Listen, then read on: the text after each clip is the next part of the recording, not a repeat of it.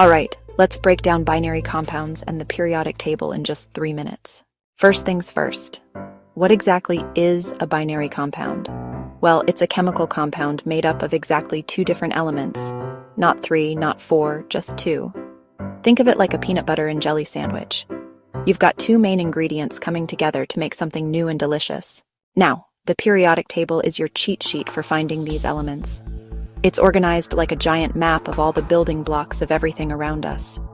Each box is an element, and they're arranged by their atomic number, from hydrogen in the top left all the way to the heavier elements at the bottom. So, how do these binary compounds form?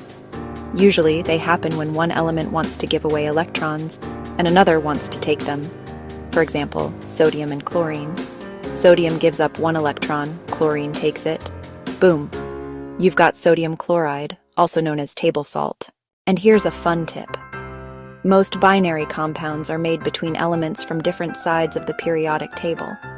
Metals hanging out on the left love to bond with nonmetals on the right. That's why you see classic pairings like sodium and chlorine or magnesium and oxygen. Naming these compounds is pretty straightforward. Start with the name of the first element, then add the second element with an ID ending. So, NaCl becomes sodium chloride, MgO, magnesium oxide. Pretty simple, right? But here's where it gets even cooler. The periodic table isn't just a list, it actually predicts how elements will behave. Elements in the same column, called a group, have similar chemical properties. That's why lithium, sodium, and potassium all form similar-looking compounds with chlorine. And binary compounds aren't just limited to salts. Water? That's a binary compound.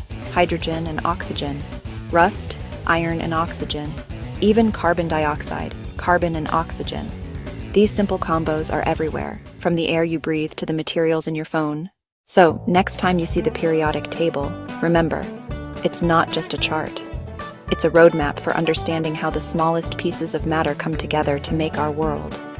And binary compounds? They're the simple but powerful connections that make it all possible. If you enjoyed breaking down some science with me today, hit that like button and subscribe for more brain-tingling facts. Catch you next time.